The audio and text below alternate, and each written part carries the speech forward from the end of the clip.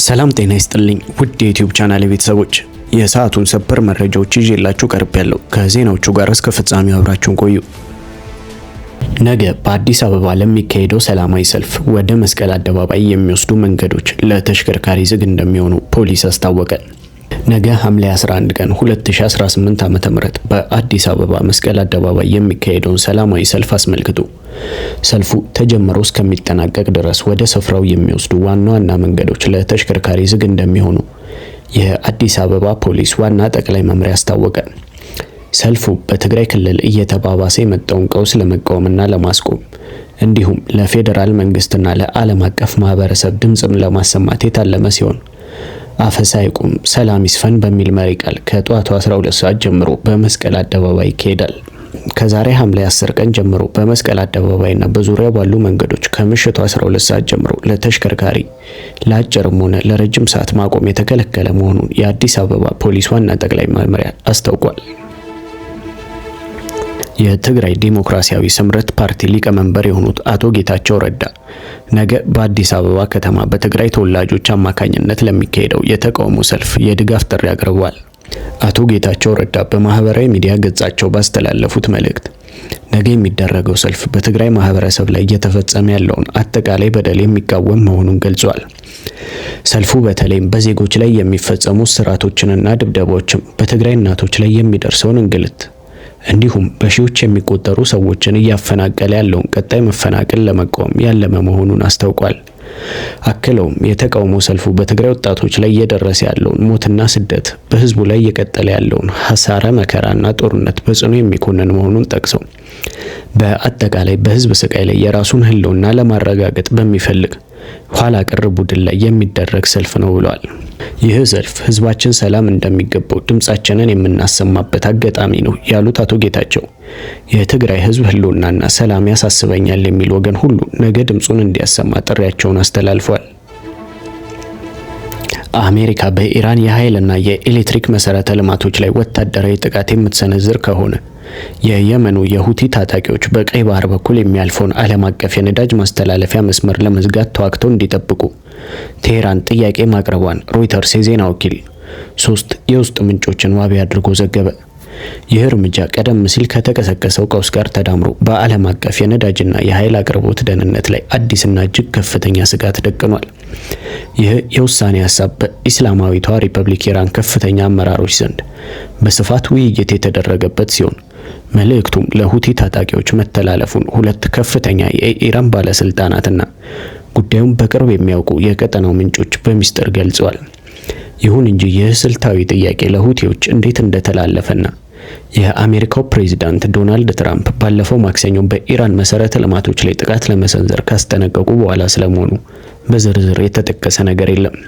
ለሁቲ ቡድን ቅርብ የሆኑ ምንጮች እንደገለጹት ታጣቂዎቹ በቀይ ባህር መግቢያ በሆነው በባቢል መንደብ ስትሬት አቅራቢያ በሁዳይ ከፍተኛ ቦታዎችና በኤደን ባህረ ሰላጤ በሚያዋስኑ የየመን ከፍተኛ ቦታዎች ላይ በርካታ ሚሳኤሎችንና ድሮኖችን ሰው አልባ አውሮፕላኖችን በማሰማራት በንግድ መርከቦች ላይ ጥቃት ለመሰንዘር ዝግጅታቸውን ሙሉ በሙሉ አጠናቀው ትዕዛዝ በመጠበቅ ላይ ናቸው። በየመን የሚገኙት የኢራን አብዮታዊ ጠባቂ IRGC ተወካይ የባቢል መንደብ ስትሬት የሚዘጋበትን ትክክለኛ ጊዜ መወሰን ሙሉ ስልጣን እንደሚኖራቸው ምንጩ አክሏል።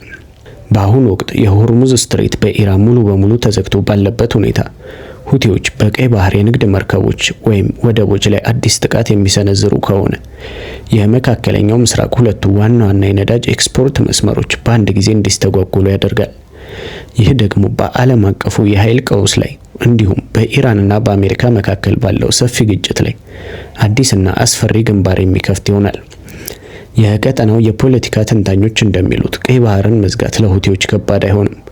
የተራቀቁ ሚሳኤሎች ባይኖሩ እንኳን ማንኛውም መሳሪያ የያዘ አካል በቀላሉ በባህር ትራንስፖርት ፍሰቱ ላይ መስተጓጎል መፍጠር ይችላል።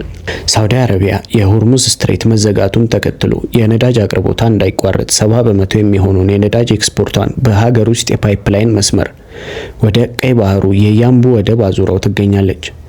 በአሁኑ ወቅት ቀይ ባህር 7% የሚሆኑን የዓለም የኃይል አቅርቦት የሚሸከም በመሆኑ በዚህ መስመር ላይ የሚሰነዘር ማንኛውም ጥቃት በዓለም የነዳጅ ገበያ ላይ ታይቶ የማይታወቅ የዋጋ ንረትና ቀውስ ያስከትላል። ሪያድ ይህንን ከኢራንና ከሁቲዎች የሚሰነዘረውን ጥቃት በጥብቅና በከፍተኛ ጥንቃቄ እየተከታተለችው መሆኑ ተነግሯል። በቀጠናው ያለውን ውጥረት ይበልጥ ያባባሰው ሁቲዎች ሳውዲ አረቢያ በነሱ ቁጥጥር ስር የሚገኘውን አየር ማረፊያ በቦምብ ደብድባለች በሚል በመክሰስ ባለፉት 4 ዓመታት የነበረውን የተኩስ አቁም ስምምነት በመጣስ ባለፈው ሰኞ ወደ ሳውዲ ግዛት ሚሳኤሎችን መተኮሳቸው ነው። ይህ አጠቃላይ ቀውስ የጀመረው ባለፈው የካቲት 28 ቀን እስራኤልና አሜሪካ በኢራን ላይ ጥቃት ከሰነዘሩ በኋላ ቴህራን የዓለምን 1/5 የኃይል አቅርቦት የሚያስተላልፈውን የሆርሙዝ ስትሬት መዝጋቷን ተከትሎ እንደነበር ይታወሳል። በሰኔ ወር በቴህራንና በዋሽንግተን መካከል ተደርሶ የነበረው ደካማ የተኩስ አቁም ስምምነት መፍረሱን ተከትሎ ቀውሱ ወደ ሙሉ ጦርነት የማደግ ስጋቱ እጅግ አይሏል። የኢራን ጦር ኦፕሬሽን ላይትኒንግ ብሎ የሰየመውና የአጸፋ እርምጃ አካል የሆነውን 10ኛ ዙር ወታደራዊ ጥቃት በኩዌትና በባህሬን በሚገኙ የአሜሪካ የራዳርና የመከላከያ ስርዓቶች ላይ መፈጸሙን ይፋ አደረገ። የሀገሪቱ መንግስታዊ መገናኛ ብዙሃን የጦሩን መግለጫ ዋቢ አድርገው እንደዘገቡት በኩዌት በሚገኘው የአሊ አልሳሌም ወታደራዊ እዝ ላይ የአሜሪካ ጦር የሚጠቀምባቸውን የራዳር ስርዓቶች፣ የፓትሪዮት ሚሳኤል መከላከያዎችንና የነዳጅ ማከማቻ ታንኮችን ኢላማ ያደረገ ጥቃት ተሰንዝሯል። ከዚህ በተጨማሪ በሌላ ዙር በተሰነዘረ ጥቃት በባህሬን የሚገኘው የሼክ ኢሳ ወታደራዊ ካምፕ ውስጥ የአሜሪካ ኃይሎች የሚጠቀሙባቸው የኮሚኒኬሽን እና የራዳር መዋቅሮች በተለይም የሱፐር ሃውክ ራዳሮችና የፓትሪዮት መከላከያ መተኪያ ቦታዎች በሰው አልባ ድሮኖች መመታታቸው የኢራን ጦር አስታውቋል። ከዚህ ጥቃት አስቀድሞ የኢራን አብዮታዊ ጠባቂ ጦር በኩዌቱ የአሊ አልሳሌም አየር ኃይል ካምፕ ላይ ጥቃት መፈጸሙን አስታውቆ የነበረ ሲሆን በወቅቱ ጥቃቱ ያነጣጠረው የሲራም የቅድመ ማስጠንቀቂያ ራዳርና የአሜሪካ ወታደሮች መለያያ ስፍራ ላይ እንደነበር ገልጿል።